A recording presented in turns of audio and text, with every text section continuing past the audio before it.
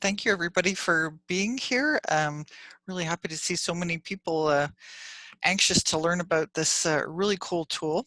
As Christine said, I'm Audrey and I work for Learn, and I used to teach in the same kind of situation that likely many of you do in a brick and mortar classroom. But 12 years ago I went online, and so for me this year has been almost normal. I mean, okay, a few things happened this year that were different, but I mean, I'm teaching in the same environment that I have been for 12 years. You may have already watched this 10-minute video that was posted a week ago, and if you did, that's great. If you didn't, that's also great. I just want you to know that the features that I showed in that 10-minute video, I'll be showing again, but in more detail during this presentation. As well, accompanying that video, there were some links which were there in case anybody wanted to take out Graspable Math for a test drive. And I'll be sharing those, well, those same links will be shared in the chat today. But if you've already tried them, not to worry, I've made more for you. And as Christine mentioned, if you'd like to follow the slides, there's this link, or there's the link that I think is going to show up in the chat, just in case you want to follow on your own. But just so you know, you won't need two links that you're going to need during the presentation will be shared with you in the chat. So I can show you a little bit more in an hour than I was able to in that 10-minute video, but it still isn't going to be enough time to show you everything. So my goals today are to show you just enough to get you comfortable, to pique your interest, to get you able to start asking either me or yourself questions, to know where to go to find the answers to those questions, just in case I can't actually answer them today for one reason or another, and to share some ideas, my ideas, and maybe even your ideas. So here is a quick introduction to a preview of what Graspable Math is and what it does. I made a little video just so I don't have to worry about stuff. So Graspable Math lets students grasp things, literally and figuratively. I can move terms around, and I can get math to happen by moving things around, whether that's distribution or factoring. But I'm the director here. It doesn't do anything that I haven't told it to do. You want to divide? That's fine, but this is how it has to happen. I even have to direct it to do all of the many steps involved, for example, in adding these two fractions. But while I'm directing, I don't have to worry that any math mistakes are going to be made.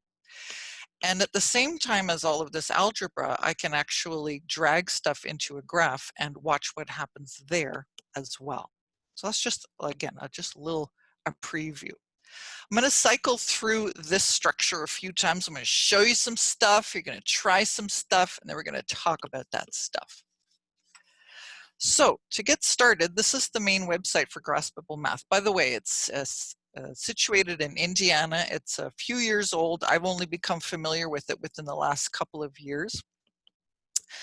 You don't need to go to that website right now. Of course, if you'd like to, that's fine. You'll be getting links to it in a minute anyway.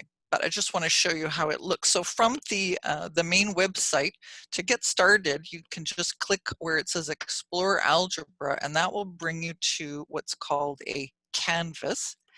And at the top right of the canvas are, some management buttons. Are pretty self-explanatory. I'm not going to spend any time on those today. I'm just going to be focusing on the ones on the top left. And a lot of these are pretty self-explanatory as well, like undo and things like that. But the ones I'm really going to focus on at first are insert, transform, and arrange. Having used this for a few years now, those are the three that I'm constantly toggling between. And I'm going to start with insert. This is the pull down menu that you see when you click insert, and it tells you just some of the things that you can insert directly onto the canvas. The first two choices in that menu brings you this keypad.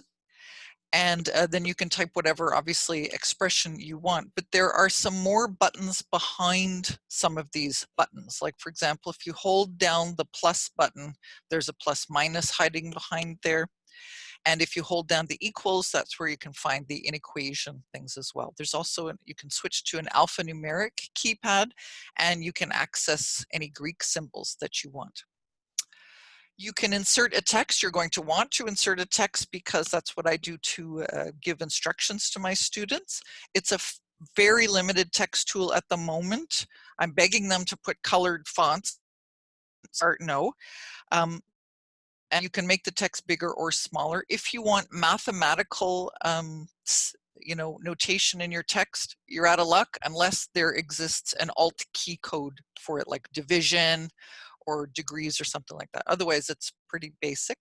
You can insert a YouTube video. That's handy in case you want to have a little video to, give your kids some instructions as well. But the most exciting thing for me was if you click one of these last three, it will insert a fully interactive GeoGebra graph. And you can either right here directly create a GeoGebra activity if you want, or if you've already got one that exists independently online, you can just bring it in here and import it. I was really excited when I saw this. There's one more thing that you can put on a canvas actually that isn't in this pull down menu, and that's an image, but you can't put it in through the insert menu. To get an image on here, you just drag it onto the canvas. As a matter of fact, that's how I got the GeoGebra logo on here. It's just an image. There's also a little shortcut to inserting stuff. Instead of the pull down menu, you can just hold down your cursor anywhere in the canvas and this wheel pops up, and then you can either select this for the keypad, this for text, and this for a graph. I'm going to give you a chance to try these out in a second, but you're going to need this before you try anything out, the arrange button. You're going to run out of room really fast. Things are going to start overlapping each other and it's going to get messy. So you're going to need to arrange things. So as soon as you've got a few elements on your canvas, you click arrange, and now you can move things, you can resize them, including you can resize the GeoGebra graph and make that as big or as little as you want, and delete them if you want until things look the way you think they should. Another way to get more room is these two things on the right hand side.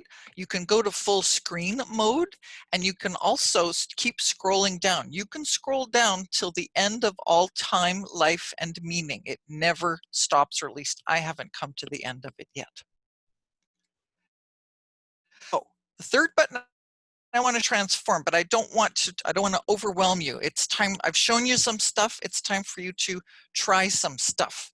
So this was one of the links that was available that accompanied that video. If you've already tried it, not to worry, I'll have another one for you in a minute. But this link will take you to a canvas where there's a whole bunch of things for you to do. That's the one that Michael has just put on the in the chat. I just want you to try the first two, inserting an expression or an equation, and try and get it to land inside this yellow rectangle. And then try inserting a GeoGebra graph by holding down the mouse. So I'll just turn off my mic and give you guys a couple of minutes to get there and try those out. Don't do anything else on that canvas just yet, though. Oh, also try the infinite scroll. Try the keypad. Enjoy.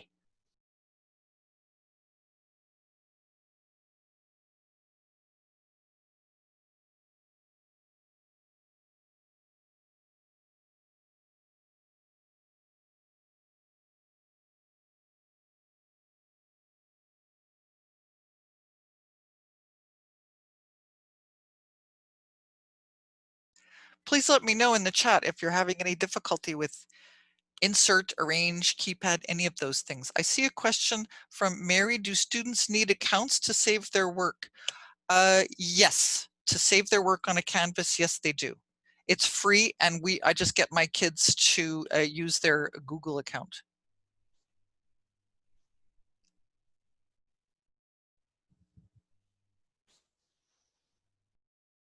So to those of you who just came in, we've put a link in the chat for you to go and try out some of the features of Graspable Math.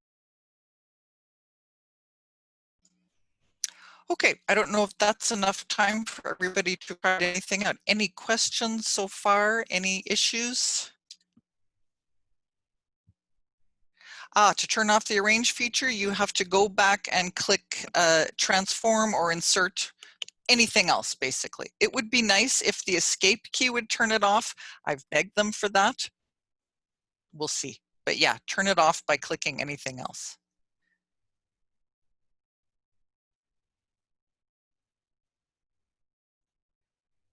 The steps for inserting?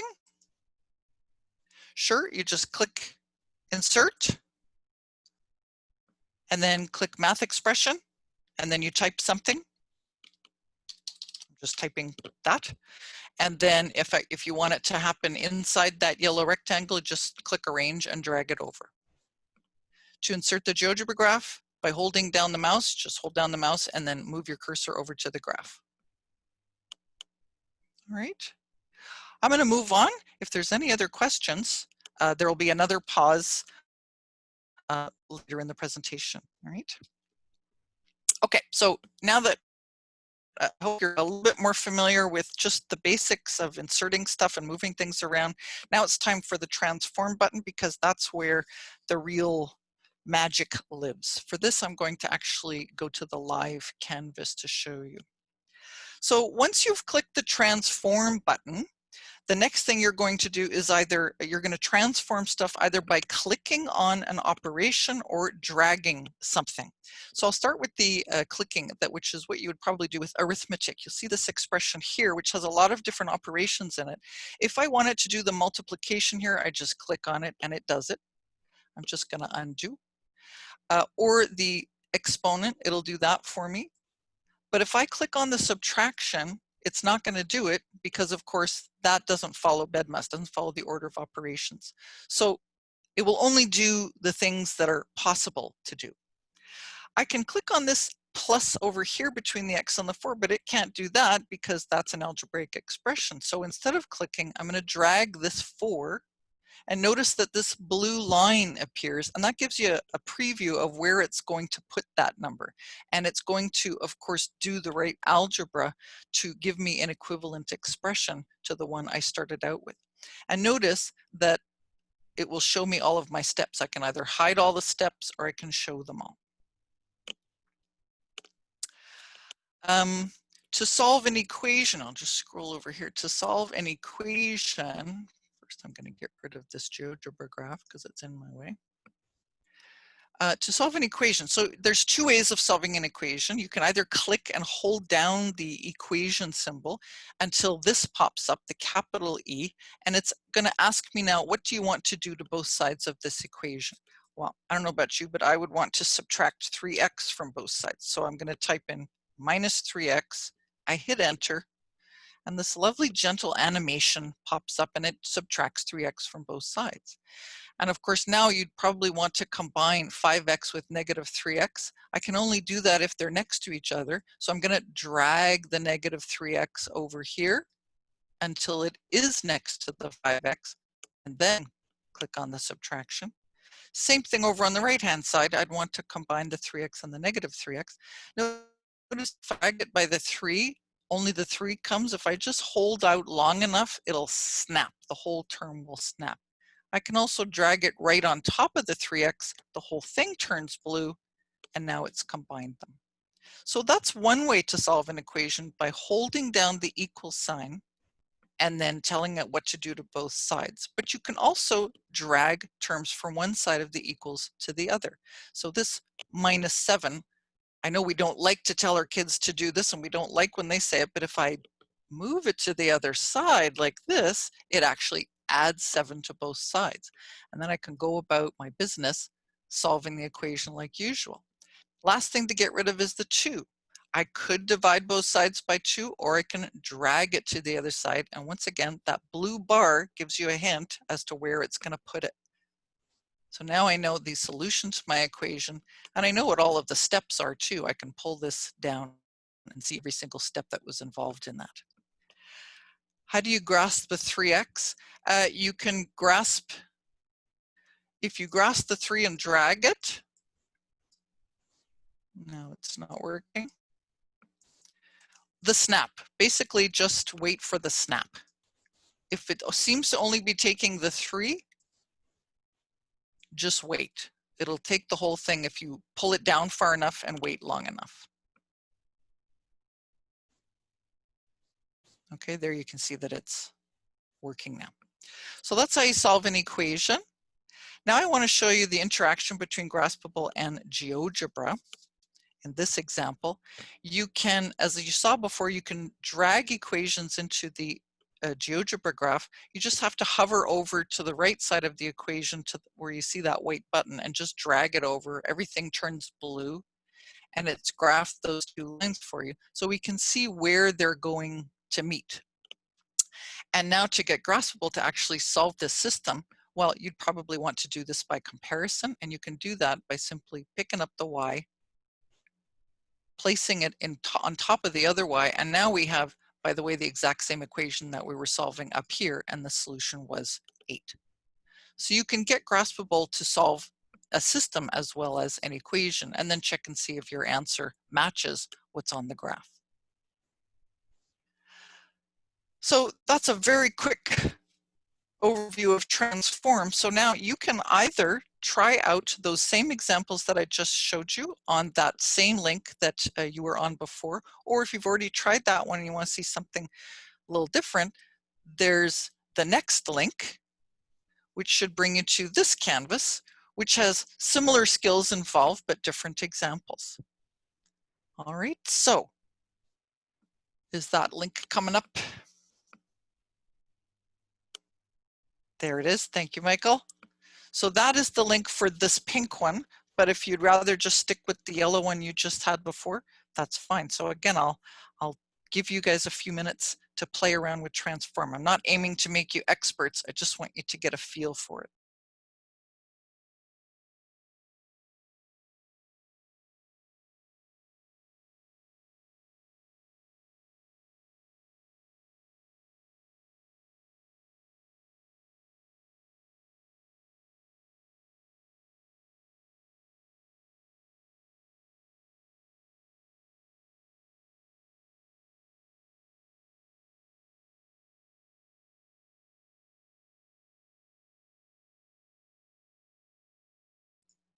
I think that should be the pink one. Vicky, laptop or iPad friendly? Well, put it this way, as far as the laptop is concerned, I don't have experience using on a laptop. I can't really answer that. The only thing I can imagine that would be difficult is if you don't have a mouse, if you're using a roll bar on a laptop, that might be a little awkward for the kids. iPad friendly, it works fine on an iPad. There isn't an app for it, but it works fine if you just, open the link up on Safari. Everything seems to work so far. And the advantage of the iPad is that you'll see later if kids are writing on it, it's easy for them to write on an iPad. Okay.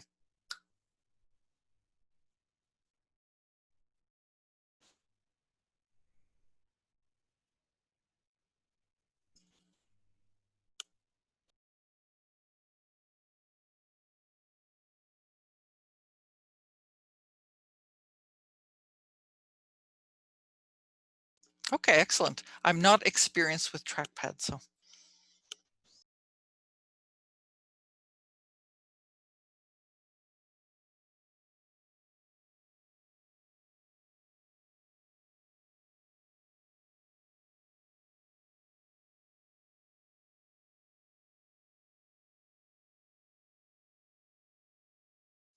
As you're working with transform, it can be a little frustrating. So just remember, you're either clicking stuff or dragging stuff. Drag it up, down, left, right, over on top of stuff. Watch for the blue, wait for the snap. How do you erase something? Well, you would have to click arrange and then click the X in the corner. Showing the steps after solving an equation. Well, they should be there. They should still be there. Like there will be now 2 white dots next to the equation, and you just pull them down and you'll see all those steps.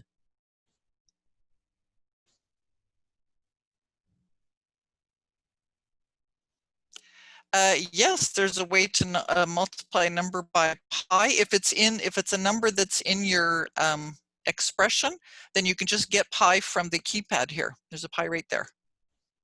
But to actually, oh, do you mean actually, Aaron, to get the decimal value of it? I have not been able to get it to do that.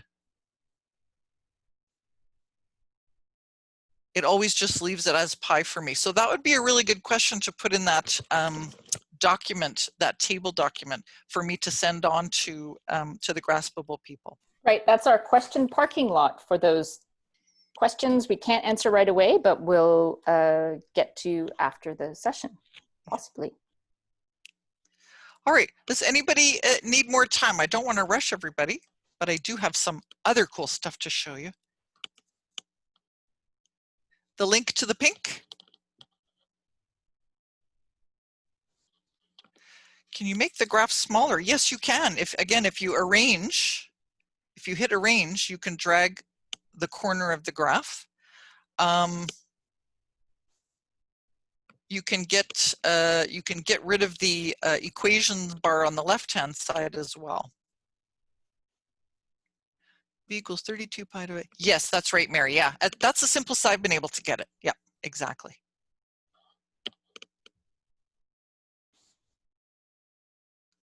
Okay, then I'll go on. Have I missed anybody's questions, or does anybody have any observations or thoughts or impressions so far?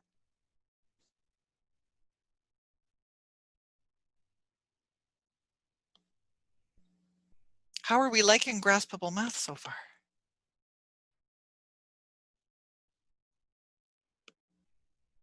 All right, cool. Absolutely, Andrew. Yes. Yeah.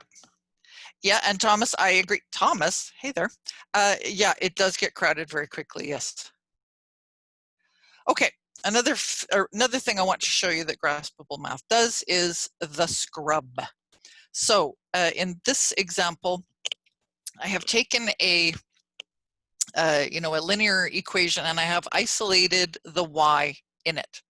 And now if I hit the scrub button, here's something that I don't know of any other platform that does like this. If you hit the scrub, you'll see that these little arrows appear above and beneath each of the numerical parts of the equation. Now this I'm actually going to demonstrate for you here.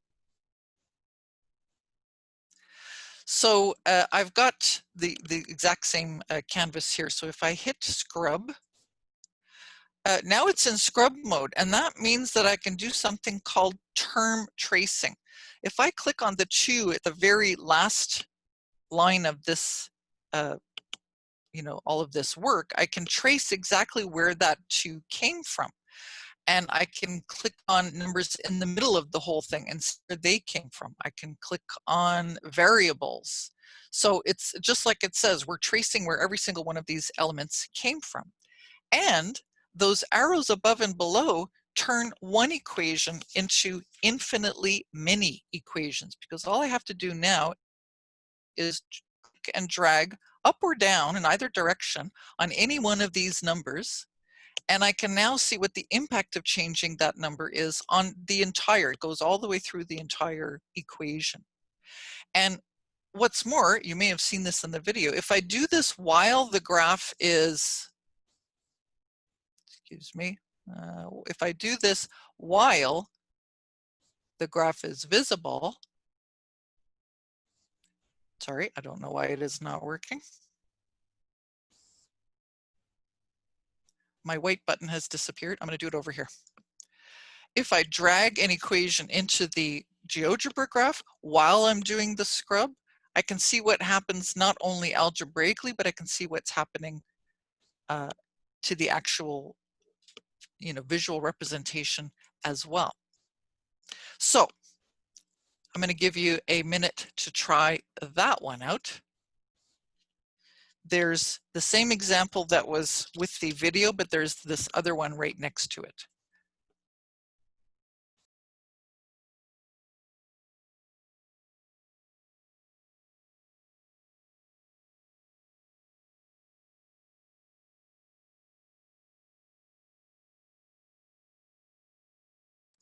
Julie, you mean it will make a slider in the GeoGebra?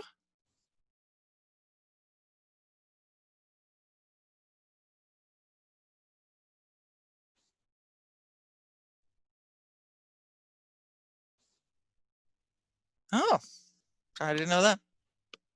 Thank you. Okay, I finally got it to work here. So I hope that's working for you guys. In the first graph and in the second graph, what I really like about the second one is that each of the parts of the slope are separate. I can make them change independently. I can make the delta x change without changing the delta y, and watch what happens, of course, in the graph for that. All right, so that's the scrub. Any questions or comments or impressions about the scrub? I have to admit, that's something that I haven't used a lot. I haven't had a lot of, I have a few ideas that I can share with you, but I'm pretty sure I'm not using it to its full potential. Oh, excellent. How do you make the numbers change only as natural numbers? Ooh, okay. That is under settings. You can go to settings, and there's all kinds of, there's like a wonderland of things you can change here, but I believe the scrub is down toward the bottom. Yeah, I can change my decimal place numbers to 0. Right now I have it set to 0, so it's only whole numbers, but you can set it to whatever you want. Set it to 1 decimal place or 2 or whatever. Yep. So if I make it 1 decimal place and then I scrub, now it's going to change by 0.1. Yeah. How to drag, just drag like this. Oh, drag the, yeah, you just wait until the white dot is showing up on the right hand side of the equation and then just drag it over. Okay. You're welcome. All right then. I hope I got everybody's questions. So now I would like to show you a few things that I do. One thing that I do that I'm sure everybody's probably going to want to do is to demonstrate procedures. And I did this one on a video just because there's so many steps to it. This is a system, a conic solution of a conic system, substituting common denominators. Like there's so much algebra involved in this.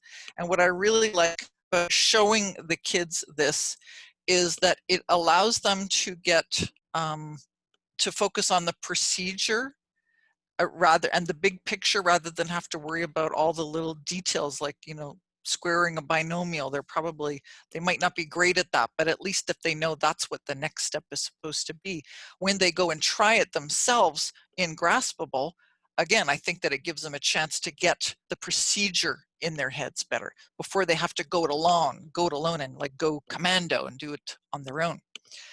I also like to, I also like to use it to start conversations, just to show them something and just say, oh, what do you think about that? Like square root of 9 times 25, if you have order of operations there, you'd multiply first and then square root, and that's fine. But I like to say to them, but guess what? I'm just going to make a copy of this, by the way, just by dragging the white dot over. Guess what? You can actually cheat the order of operations here, and instead of multiplying first, you can square root first and you'll still get the right answer. So to me, this is a way to start a conversation about when does that work and when doesn't that work, and perhaps move from numeric examples to algebraic examples. And here's another great conversation starter, using the scrub on, let's say, a parabola or any function that's already graphed in GeoGebra. If I use the scrub here and change the parameter that way, it's kind of like, it's like having a built-in slider right inside the equation. And I think there's an advantage to that because having this separate slider adds a level of abstraction. So this is much more I think this is more direct, and it's a faster way to start the conversation. Oh, look what's happening as I make this number bigger. It's getting skinnier or flipping over or whatever. What else do I do? Notice and wonder. It's kind of another conversation starter. Here's a linear inequation that we had already isolated for the y again. And so again, I went to the scrub and I said to them, keep your eyes on all of these steps and tell me when you notice something as I change the value of the y coefficient. So I don't know if any of you have noticed what happened at a certain point. When I hit negative values of the y here, it changes from a greater than to a less than. So I like to reinforce that. That's something that, you know, in the context of a bigger problem like graphing a linear inequality, they often forget about that. What my students, so yeah, the very first thing I thought when I saw Graspable Math is that this would greatly simplify how they can get their work to me. Because when you're in the classroom, you know, they just hand it to you, right? But when you're online, as we all find ourselves these days, they have to take pictures or they have to fax or email. But with this, they send you a link. So typically this is what would happen is I'll make up a canvas for my students. I'll put in instructions and I'll put in all the examples I want. I make very good use of the infinite scroll, by the way, and put, you know, more than 2 examples. Send it to them and ask them to save it right away in their account. If they want to save their work, they do have to have an account. Put their name on it, and then they do all of their work and send it back to me. And by the way, if you're worried about getting a bazillion, you know, emails in your inbox, it can be, it interfaces beautifully with Google Classroom. So you can assign it in Google Classroom and they can return it to you there. So I get back, it'll list. All right. So pro tip, before they save it and send it to you, tell them, pull down the double button, show me all your steps. I don't want to be arranging your work when I open your Graspable Math. So here was some lovely work on simplifying exponential equations by Nicholas. So it's, can you, I don't think it is integrated with Teams at the moment, but you know, all it's really involved is that you get a link and you put it somewhere. So until they've integrated it with Teams, I don't know if that would be a solution, a workaround. So like I said, you know, it's not exactly like handwritten work, but I can see all of their steps. I can see exactly what they did, and they don't have to learn like a fancy, you know, Microsoft equation or math type or anything like that. Those tools are great, but they're for to show thinking. Won't all the students say, well, to start with, yeah, and you'd be surprised. Sometimes they don't finish it. You know, they're not really sure what to do. It's a work in progress. Back to handwriting just for a second, though. This is something that I've just started getting them to do, is to annotate their steps like this, so that I mean, it's good for them to, you know, once again, it gives them the bigger picture. They can focus on the procedure, and it also tells me that they know more than just how to make Graspable Math do the work when they have to summarize the steps like this. Okay, do you folks have any ideas that you would like to share? And I'll read questions while we're hearing them. Doesn't Graspable only allow them to do the right things? Yes, it does, but it doesn't tell them what to do. I don't think everyone would get it if they sent it to you in a private chat. I'm not sure I understand that, Emily.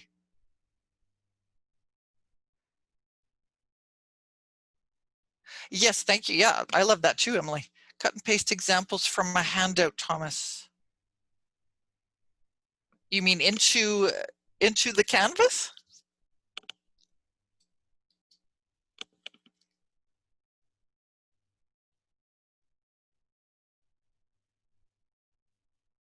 Oh, I see what you mean, Emily. Yeah, that's true.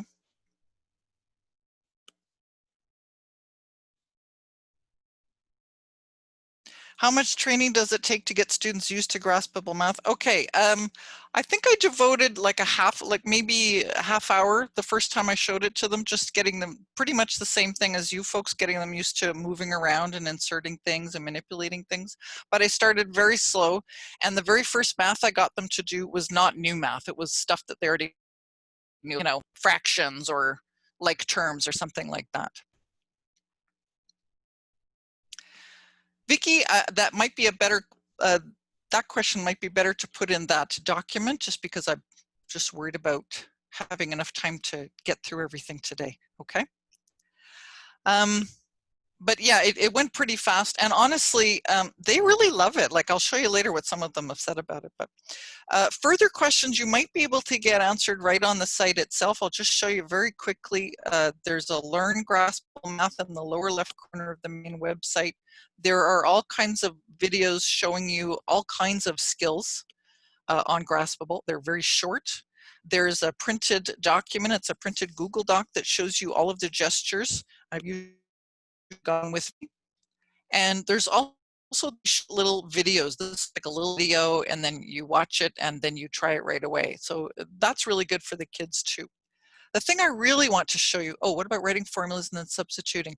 Yes, absolutely. I can show you that. Yes. Actually, James, that might be better to put in that document. I'm not sure I'll get to that, but that is possible. Live activities. Live activities. I would like to show you what a live activity, this is just released this year, by the way, what it looks like in Graspable Math. So the next link is just there in the chat. And this is what you should see as soon as you get there. All you need to put in is your first name and your last initial. The session code should be there already. And this is what you should see. Thank you, Craig.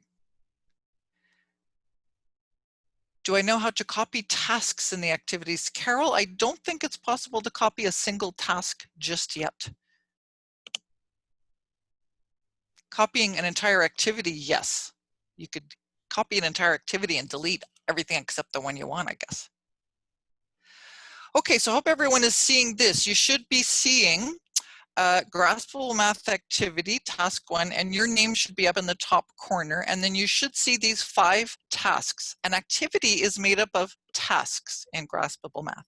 If any of you are familiar with Desmos activities, a Graspable activity is like a Desmos activity. Instead of screens, they call them tasks. And the first 3 screens, the first 3 tasks that you will see are called Canvas tasks. The first one is the same one that you all just saw a few minutes ago. The second one is another one that you all just saw a few minutes ago. You can get to the task, by the way, by clicking. You can navigate over on the left-hand side here. The third one is just a canvas that I made here. And the last 2 are called goal state. So I'll give you a few minutes to play around in the activity, but I just want to show you in the goal state, it's different than a canvas because it gives you a question here and it gives you the answer here. And you have to do the right steps in order to get this to look like this. The same steps that you would do if this were a canvas task. So I'll give you a few minutes to play around the activity, and then I'll show you how it looks to the teacher.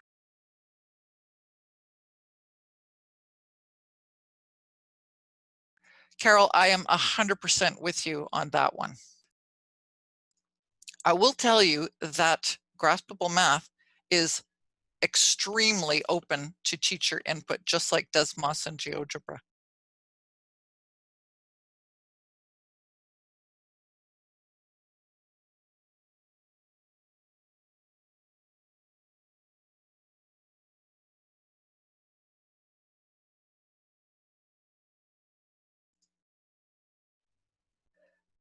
So I don't know if you are able to look at 2 things at the same time. I know you've got the activity open, but in the Zoom screen now, I'm just showing you what it looks like to me, the teacher, while all of y'all are in my Graspable activity. I can see who's here. I can at a glance tell what tasks you have done. I can click on individual tasks, and I can see all of the people that are currently working on that task. So right now I can click and see what this Audrey M, who's that? What she's doing on this Canvas activity. Or I can I can see what's happening on any of these tasks that I've made.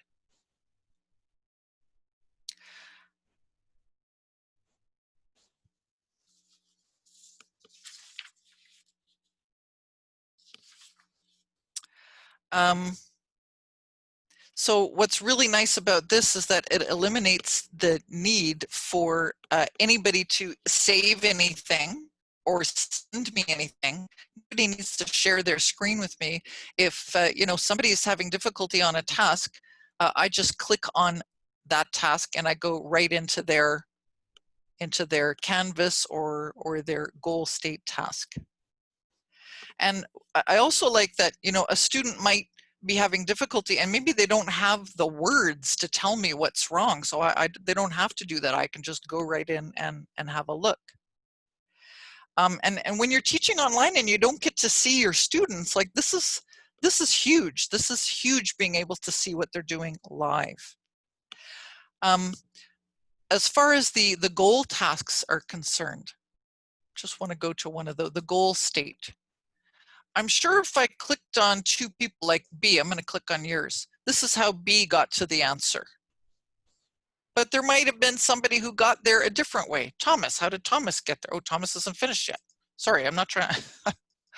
Lauren, I see a green check. So Lauren might have had a different path to get there than B. You know, that is greatly enabled with this tool. And another thing is that y'all don't know where you're going to be in September, right? Some of you are going to be class maybe, and some of you are still going to be home. Maybe some of you are going to have kids in class with you and kids at home. But what's nice about this is you can all be together in this activity at the same time. I'm going to have a look at some of the questions.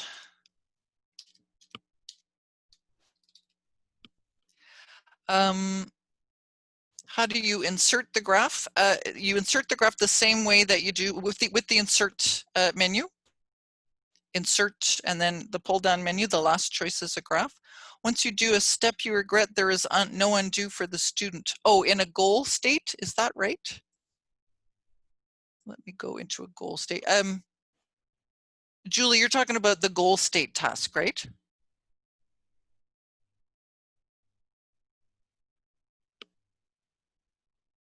And do you think that that is something, yeah, I thought there was, but okay, thanks, Danielle. There is an undo, okay.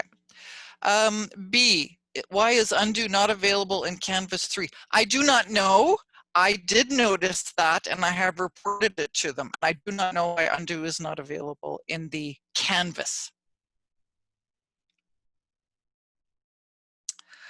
All right, what time are we? Oh, I'm gonna move along. So I've shown you what the teacher sees. If you want to create your own activity, first of all, you do need to have an account. Your students don't. In order to do an activity, they don't. You might want them to have one anyway. You just go to the website, click on activities, click on teacher, and then you'll be on this page where Get Started will show you basically everything that you know. But I will tell you that I highly recommend that you get a free premium account.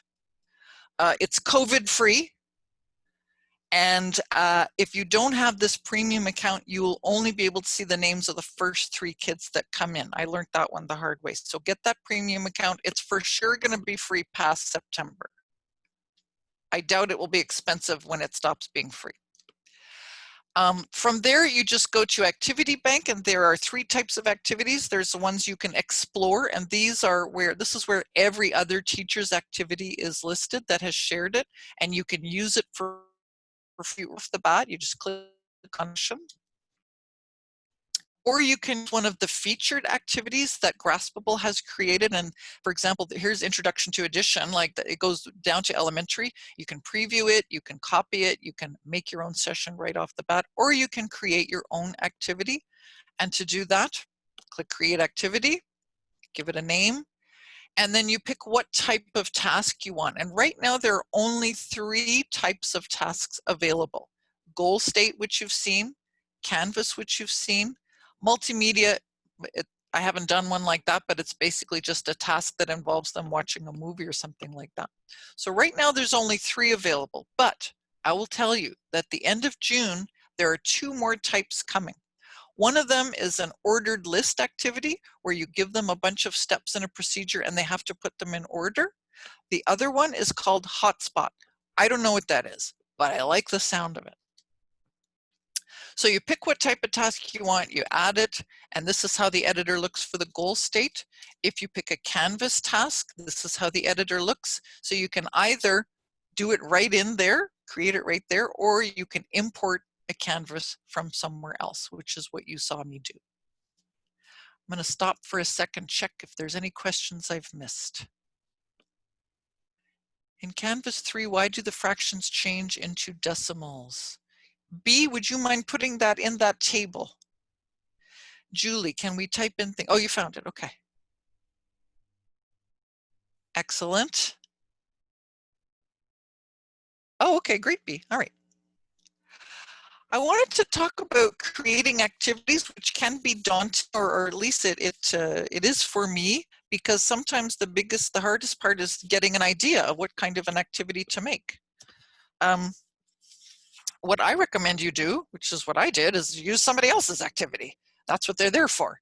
And it might not be exactly what you want, no big deal, just edit it. It's really easy to edit. You just make a copy and then you make yours. Another idea is, pardon me, if you've got a worksheet already, like a paper worksheet that you've been using for a long time that works well, just put it on here. Put, number 1 is task 1, number 2 is task 2. Adapt it to what you've already used and you already, are comfortable with. And by all means, share it on Twitter. If you're on Twitter, great. Pardon me, use the hashtag #MitBoss. If you're not on Twitter, please get on Twitter. Just ignore Donald Trump. You don't have to follow him. And then put #MitBoss in your hashtag so that the #MitBoss activates a whole huge, vast staff room of teachers who will look at your activity and give you feedback. I wanted to show you what my students say about Graspable Math. Earlier this year, we asked them, what's your favorite tech tool? And here are all the kids who picked Graspable Math. Overall, I'd say they love the animation and they love the font. They find it quite easy to learn.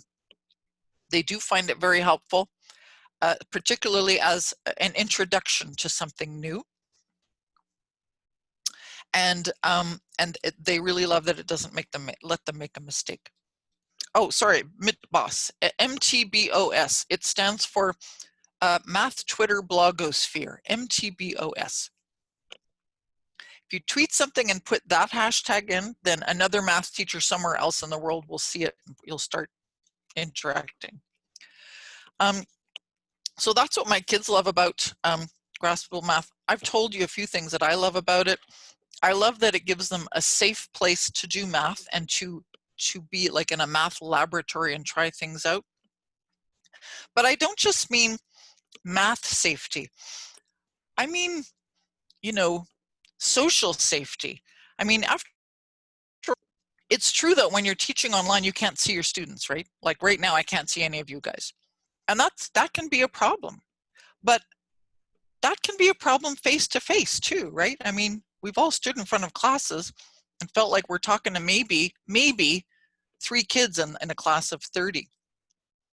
And what's nice about these activities is that I know for sure that I have way more kids actively involved in an activity than I would if I were even in front of them.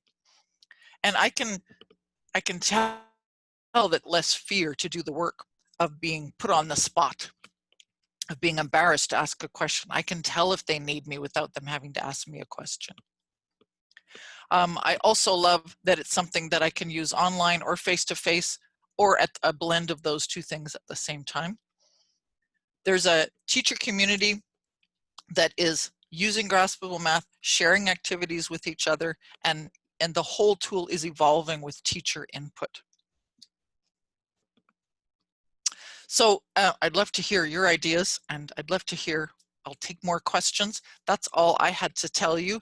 I would just add one more thing that, like I said before, if you're not on Twitter, please get on Twitter and follow Graspable Math. Give them your ideas, tell them your questions. And I'm on Twitter too, I'm A_McSquared. I'd love to hear your ideas and questions too.